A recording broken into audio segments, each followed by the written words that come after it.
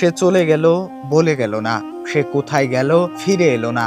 বাংলার সেই চিরচেনা গানের এই লাইনগুলোর মতোই সুরের ভুবন শূন্য করে না ফেরার দেশে চলে গেছেন কিংবদন্তি সঙ্গীতশিল্পী আশা ভোসলে।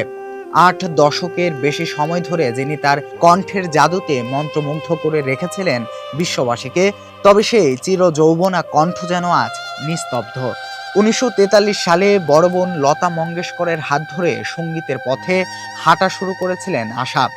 মারাঠি সিনেমা দিয়ে শুরু হলেও 1948 সালে চুনারিয়া সিনেমার মাধ্যমে হিন্দি প্লেব্যাকে তার অভিষেক ঘটে।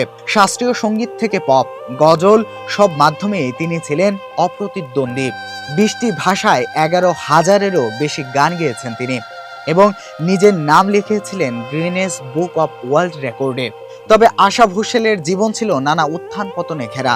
মাত্র 16 বছর বয়সে ঘর ছেড়ে গণপতরাও ভোসলেকে বিয়ে করলেও সেই শোক দীর্ঘস্থায়ী হয়নি।